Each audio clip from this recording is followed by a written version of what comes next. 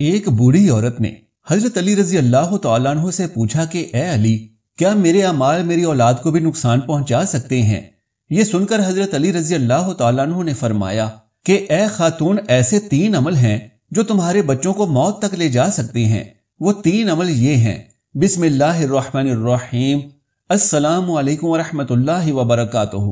مسلم شریف کی حدیث میں یہ روایت مذکور ہے۔ نبی رحمت حضرت محمد صلی اللہ علیہ وآلہ وسلم نے فرمایا،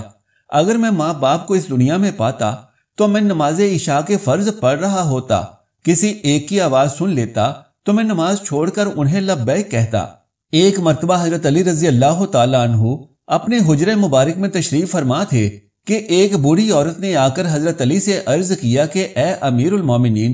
میری 2 ہی اولادیں ہیں، ایک بیٹا ہے اور ایک بیٹی ہے، وہ دونوں ہی نافرمان ہیں، وہ دونوں اکثر اوقات بیمار بھی رہتے ہیں، جبکہ میری جوان بیٹی کا رشتہ لینے کے لیے بھی کوئی تیار نہیں، اسی طرح کوئی بھی میرے نافرمان بیٹے کو رشتہ دینے کے لیے بھی تیار نہیں۔ اے امیر المومنین رضی اللہ تعالیٰ عنہ، مجھے بتائیے کہ میں ایسا کون سا عمل کروں کہ جس کی برکت سے میری اولاد کی زندگی میں نفع اور مال و رزق میں برکت آ جائے۔ ایسا عمل بتائیے کہ جسے کرنے سے میری نافرمان اولاد میری فرمانبردار ہو جائے، نیک اور پاک باز ہو جائے اور ان کے اچھے رشتے بھی مل جائیں، کیونکہ میرا بیٹا اور بیٹی دونوں ہی میرے نافرمان ہیں، میں جو کچھ بھی کہتی ہوں میرا کہا نہیں مانتے۔ اے امیر المومنین، میرا بیٹا شراب پیتا ہے اور دوسرے گناہوں میں بھی مبتلا ہے، جبکہ میری جوان بیٹی میری لخت جگر بھی میری کوئی بات نہیں مانتی، میرے دونوں بچے دین اسلام سے مطابقت نہیں رکھتے، لہٰذا مجھے کوئی ایسا باکمال عمل بتا دیں کہ جس کے کرنے سے میرا بیٹا اور میری بیٹی دونوں ہی راہ راست پر آ جائیں، دین اسلام سے محبت کرنے لگ جائیں، میری نافرمانی بھی نہ کریں، دونوں تندرست بھی رہنے لگیں اور ان کے اچھے رشتے بھی ہو جائیں۔ حضرت علی رضی اللہ تعالیٰ عنہ نے فرمایا کہ ماں باپ کے چند اعمال ایسے ہیں کہ جن کی سزا ان کی اولادوں کو بھی ملتی ہے، اور ماں باپ کے یہ ایسے اعمال ہیں کہ اولاد کے ساتھ ان کا تعلق جڑ جاتا ہے۔ وہ بوڑھی عورت پوچھنے لگی کہ اے امیر المومنین، ماں باپ کے ایسے کون سے اعمال ہیں کہ جن کے سبب ان کی اولادیں پریشان حال، بیماریوں میں مبتلا اور مصیبتوں میں گرفتار رہتی ہے؟ امیر المومنین حضرت علی کرم اللہ وجہ الکریم نے فرمایا کہ اے خاتون اسلام، ماں باپ کا سب سے پہلا عمل تو یہ ہے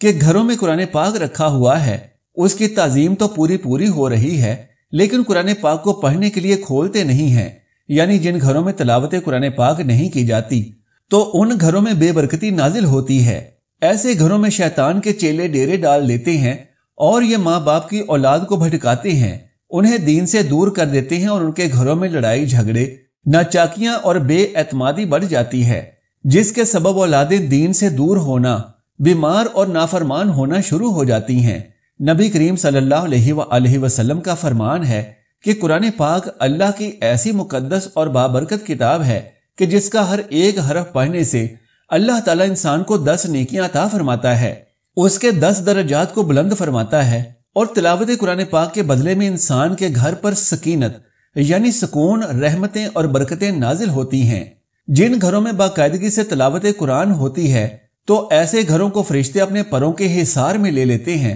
اور پھر ایسے گھروں پر شیطان حملہ نہیں کر پاتا، لہٰذا ایسے گھروں میں رہنے والے لوگ بیماریوں، وسوسوں اور شیطانی چالوں سے محفوظ رہتے ہیں۔ اللہ تبارک و تعالیٰ ایسے گھروں میں رہنے والے ماں باپ اور ان کی اولادوں کو باحیا، با اخلاق اور با نصیب بنا دیتا ہے۔ ہمیں چاہیے کہ اپنے اپنے گھروں میں اور اپنے رشتہ داروں اور ملنے والوں کے گھروں پر نگاہ ڈالیں اور دیکھیں کہ جن گھروں میں قرآن پاک تو موجود ہے لیکن ان پر دھول اور گرد جمی ہوئی ہے، یعنی مدتوں سے اس قرآن پاک کو کھولا نہیں گیا، تو آپ خود یہ بات نوٹ کریں گے کہ ایسے گھروں کے لوگ پریشان حال، بیماریوں، تکلیفوں، مصیبتوں اور لڑائی جھگڑوں میں مبتلا ہو جاتے ہیں، اور وہ اپنی تمام تر پریشانیوں کا سبب جادو ٹونے وغیرہ کو خیال کرتے ہیں، یعنی ان کا خیال ہوتا ہے کہ ان پر آنے والی سختیاں اس وجہ سے ہیں کہ کسی نے ان پر جادو کروا دیا ہے۔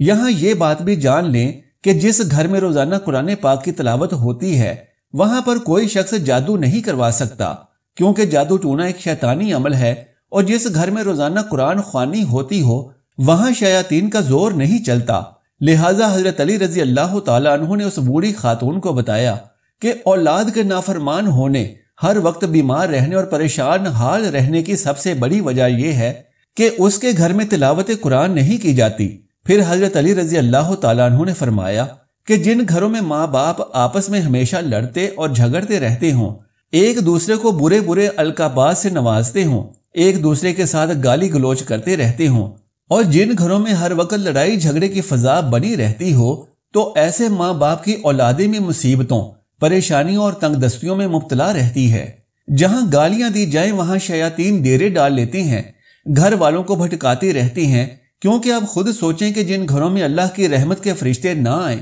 اور جن گھروں میں شیاطین ڈیرے ڈال لیں تو ایسے گھر دنیا میں ہی جہنم بن جاتے ہیں۔ نبی رحمت صلی اللہ علیہ وآلہ وسلم کی حدیث مبارکہ ہے کہ ایک دوسرے کو گالی دینا اسلام میں حرام ہے۔ جیسا عمل ماں باپ کا ہوگا تو اولاد بھی انہیں دیکھ کر ویسا ہی طرز عمل اختیار کرے گی۔ تو جس گھر میں ماں باپ جھگڑتے رہتے ہوں اور ایک دوسرے کو گالی دیتے ہوں تو اس گھر میں اولاد کس طرح سے فرمانبردار اور بلند اخلاقی کردار کی مالک ہو سکتی ہے۔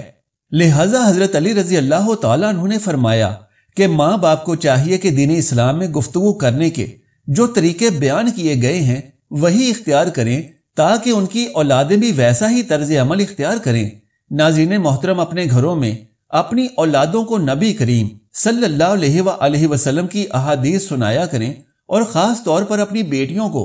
حضرت بی بی فاطمہ سلام اللہ علیہا یا پھر حضرت عائشہ الصدیقہ رضی اللہ تعالی عنہا کی سیرت بتایا کریں، ان کی باتیں سنایا کریں تاکہ ہماری بیٹیاں فرمانبردار، باحیا اور پردے دار ہوں۔ حضرت علی رضی اللہ تعالی عنہ نے فرمایا کہ جو ماں باپ پردے کا اہتمام نہیں کرتے تو ان کی بے پردگی کی وجہ سے بھی ان کی اولادوں پر برے اثرات مرتب ہوتے ہیں اور ان پر بیماریوں اور مصیبتوں کا حملہ ہوتا ہے۔ صحیح بخاری میں حضرت ابو ہریرہ رضی اللہ تعالی عنہ کی روایت موجود ہے کہ نبی کریم صلی اللہ علیہ وآلہ وسلم کا فرمان ہے کہ جو عورت پردہ دار ہے وہ جنتی ہے اور جو بے پردہ ہے وہ جہنمی ہے۔ لہٰذا جب گھروں میں بے پردگی ہوگی تو اللہ کے فرشتے ایسے گھروں پر لعنت کرتے ہیں، اور نتیجے کے طور پر ایسے گھروں میں رہنے والے ماں باپ اور ان کی اولادیں بے حیا نافرمان ہو جاتی ہیں، غلط کاموں میں ملوث ہو جاتی ہیں، جن کے سبب ان پر طرح طرح کی بیماریوں اور مصیبتوں کا حملہ ہوتا ہے،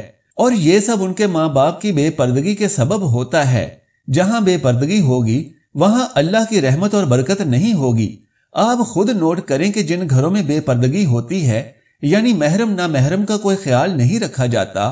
اور جو عورتیں ننگے سر گھروں سے باہر جاتی ہیں، تو ایسے گھروں میں مصیبتیں اور بیماریاں عام ہوتی ہیں، اور پھر معاشرہ بھی ایسی عورتوں کو اچھا نہیں جانتا۔ لہٰذا ماں باپ کو چاہیے کہ اپنے پردے کا خاص اہتمام کریں اور اپنی اولاد کو بھی پردے کی تلقین کرتے رہیں تاکہ ان کی باحیا بیٹیاں حضرت فاطمہ الزہرا رضی اللہ تعالی عنہا کی پیروی کر سکیں۔ حضرت علی رضی اللہ تعالیٰ عنہ نے یہ بھی فرمایا کہ جو ماں باپ دوسرے ماں باپ کی اولادوں کے بارے میں اچھا نہیں سوچتے تو اللہ تبارک و تعالیٰ ان کی اولادوں پر بھی وہی فرمان جاری کر دیتے ہیں، یعنی جو لوگ دوسروں کی اولادوں کے بارے میں برا سوچتے ہیں اللہ تبارک و تعالیٰ ان کی اولادوں کے لیے بھی برا کرتا ہے۔ اللہ تبارک و تعالیٰ اپنے بندے سے ان کے ماں باپ سے بھی 70 گنا زیادہ محبت فرماتا ہے۔ لہٰذا جب تم کسی کی اولاد کو دھوکہ دو گے یا کسی قسم کی پریشانی میں ڈالو گے تو اللہ تبارک و تعالیٰ وہی نظریہ آپ کی اولادوں پر بھی مسلط فرما دے گا۔ جیسا کرو گے ویسا بھرو گے۔ اگر دوسروں کی اولادوں کے بارے میں اچھا سوچو گے تو اللہ تعالیٰ آپ کی اولادوں کے لیے بھی اچھا ہی سوچیں گے۔ ایک صحابی نبی کریم صلی اللہ علیہ وآلہ وسلم کی خدمت میں حاضر ہوئے